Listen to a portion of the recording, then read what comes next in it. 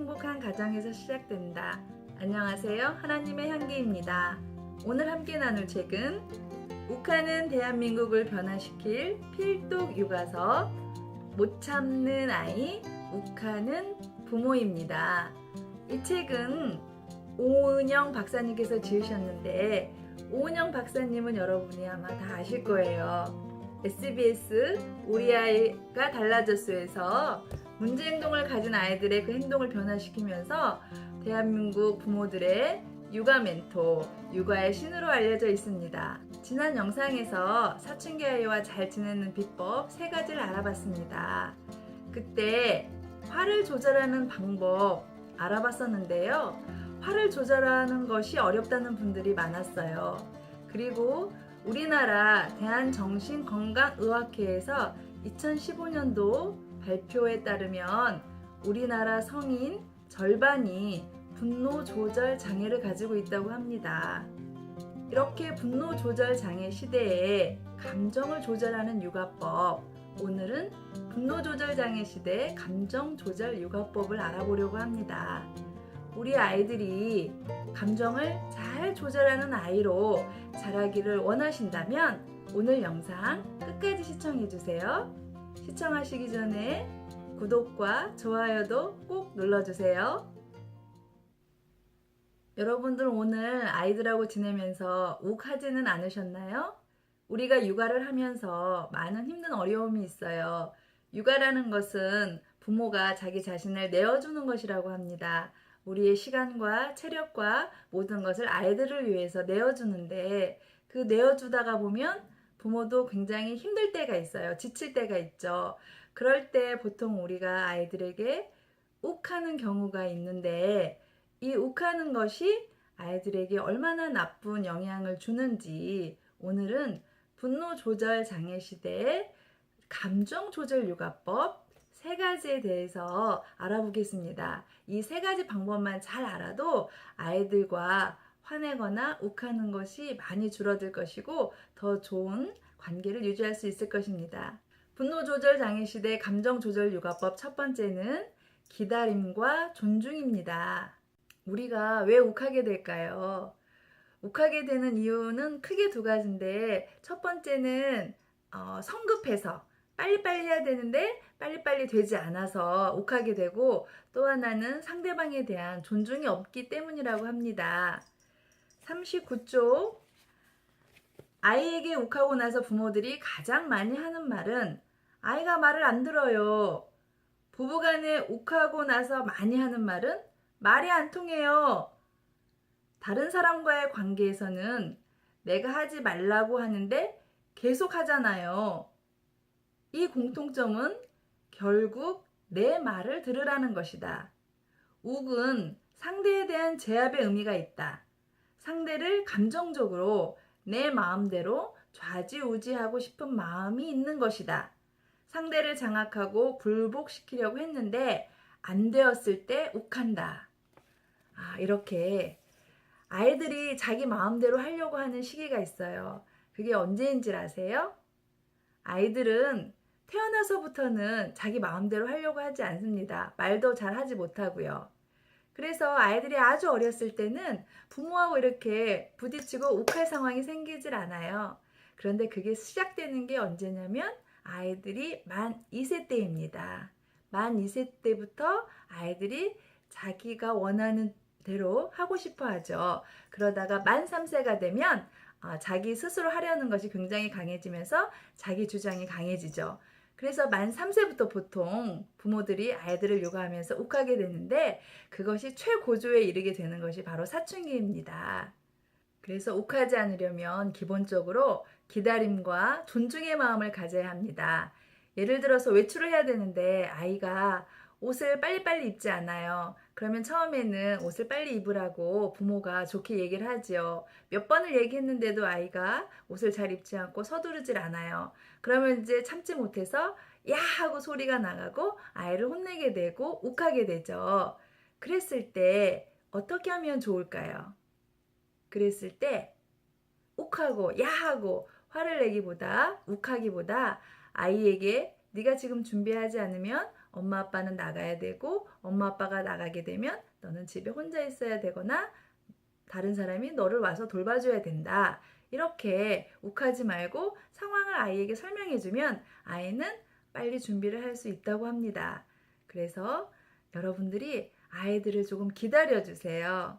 기다림이 필요하고 아이에게 욱한다는 것은 아이를 내가 제압하려는 존중하지 않는 마음이 있기 때문에 그런 상황에서도 아이를 제압하려고 하지 마시고 욱하는 마음을 아이에게 표현하지 마시고 그때도 아이를 존중하는 마음으로 잘 설명해 주시면 됩니다. 상황을요. 그리고 평소에 부모가 성급해서 아이에게 늘 빨리빨리를 요구하고 성급하게 대하면 아이들은 스트레스 지수가 높아져서 평소에도 짜증을 많이 내고 화를 많이 내는 아이가 된다고 합니다. 그래서 아이들을 조금 기다려 주시고 너무 성급하게 체근하지 마시고 아이들을 존중하는 마음으로 대해주시면 됩니다. 분노 조절 장애 시대의 감정 조절 육아법 두 번째는 아이 앞에서는 절대 욱하면 안 된다입니다. 아이를 육아하면서 20번 중에 19번은 너무 친절한 좋은 부모로 잘 대해줬는데 딱 한 번 아이에게 욱하고 화를 냈습니다. 그러면 그 19번도 아무런 의미가 없다는 거예요. 41조 아이를 키울 때도 상위 레벨이 있다. 아이에게 절대 욱해서는 안 된다. 이것이 육아의 가장 상위 레벨의 가치다. 아무리 시간과 돈, 체력을 들여서 최선을 다해도 부모가 자주 욱하면 그 모든 것이 의미가 없다.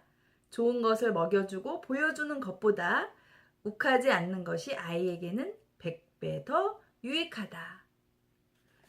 그리고 지킬 박사와 하이드 아시죠? 지킬 박사와 하이드 씨가 아이들을 키운다고 한번 상상해 보세요. 어느 날은 너무 잘해주는데 어느 날은 욱하고 화를 내요. 그러면 아이들은 너무 불안하고 혼란스럽고 자존감 형성에 부정적인 영향을 준다고 합니다. 그래서 분노 조절 장애 시대 감정 조절 육아법 두 번째는 절대 아이 앞에서는 욱하면 안 된다입니다. 분노 조절 장애 시대 감정 조절 육아법 세 번째는 너무 강압적 혹은 너무 허용적 육아는 경계해야 합니다. 예전에는 강압적인 부모 밑에 자란 아이들이 욱하는 경우가 많았는데 요즘에는 너무 허용적인 부모 밑에 자란 아이들이 욱하는 경우가 많다고 합니다. 너무 강압적인 육아는 자기의 감정을 공감받지를 못해서 남의 감정도 공감하지 못하는 아이들로 큰다고 해요. 그리고 강압적인 방법을 보고 자란 아이들은 그것을 그대로 보고 배워서 강압적인 방법으로 대처한다고 합니다. 너무 허용적인 육아는 언뜻 보면 좋아 보이지만 달콤한 독처럼 아이들이 참을성이 없고 뭔가 자기 마음대로 되지 않을 때 욱하게 만드는 육아법입니다. 아이들이 만 3세가 되면 대인관계가 많아지고 단체 활동을 많이 하게 되는데 그때 하지 말아야 할 행동과 할 수 있는 것을 구분지어주고 가르쳐줘야 되는데 모든 것을 너무 허용하다 보면 아이들이 자기 마음대로 하려고 하다 보니 친구들과 이렇게 부딪히는 경우가 많게 됩니다.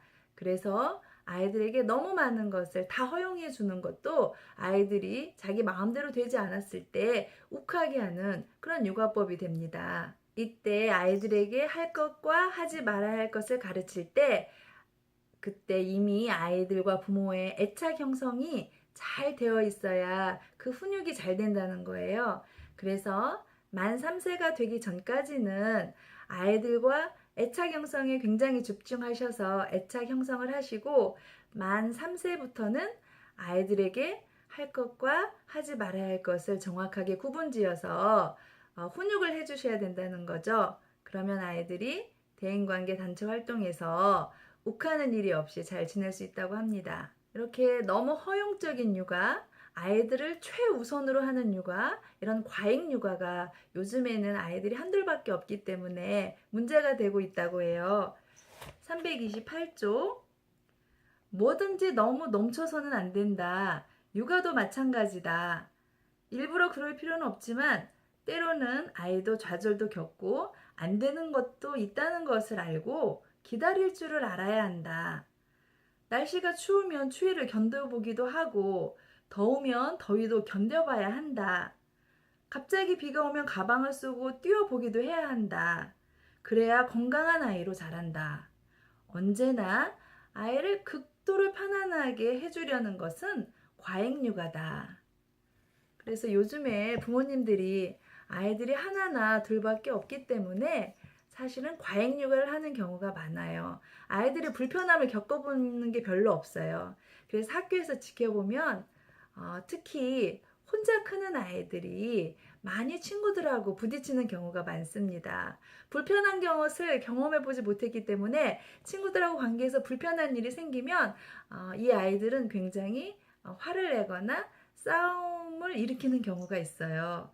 그래서 아이들을 너무 허용해주고 모든 것을 최우선으로 해서 다 해주려고 하는 것보다는 안 되는 것은 안 되고 기다릴 때는 기다려야 될 줄 알고 불편한 상황도 참을 수 있고 이런 것을 아이들이 해볼 수 있게 해주셔야 아이들이 학교에 와서 또 유치원에 가서 친구들하고 어울릴 때 욱하지 않고 잘 지낼 수 있습니다.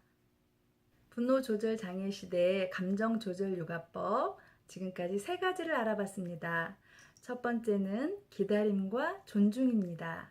두 번째는 아이 앞에서는 절대 욱해서는 안 된다입니다. 세 번째는 너무 강압적, 너무 허용적인 육아는 경계해야 합니다. 부모님들은 학습보다 인성교육이 중요하다고 말씀하십니다. 그러나 이 인성교육은 눈에 잘 보이지도 않고 학습처럼 몇 점으로 나오지도 않고 그래서 굉장히 부모님들이 인성교육을 한다는 것이 쉬운 부분은 아닙니다.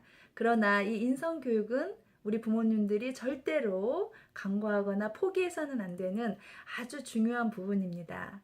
육아는 우리 부모님을 내어주는 과정이라고 했죠. 너무 힘든 과정이에요. 저도 새 아이를 키우면서 굉장히 힘든 과정을 겪었습니다. 그리고 완벽하지도 않습니다. 육아를 완벽하게 하는 부모는 아마 한 분도 계시지 않을 거예요. 그러나 완벽하게 육아를 할 수는 없지만 우리가 그때그때 상황에 맞게 최선을 다해서 아이들을 가르치고 키우는 것, 그것이 중요한 것 같습니다. 오늘의 행복 미션은 평소의 부모의 마음 다지기입니다. 욱하면 내가 손해다. 욱하면 불행의 문을 여는 거다. 절대 폭발하지 말자. 이 마음을 늘 평소에 다지시면서 생활하시면 훨씬 욱하는 빈도가 준다고 합니다. 오늘 영상 조금 도움이 되셨나요? 다음 시간에는 못 참는 아이, 욱하는 부모에서 내 배우자가 너무 자주 욱하는 경우 그 배우자를 어떻게 대해야 하는지에 대해서 나눠보도록 하겠습니다. 행복한 엄마, 행복한 아빠, 행복한 아이들, 행복한 가정 만들기 함께 하고 싶으신 분은 이쪽에 구독, 그리고 이쪽에 제가 추천하는 영상 꼭 한번 봐주세요. 저의 이야기 끝까지 들어주셔서 감사합니다. 응원합니다. 축복합니다.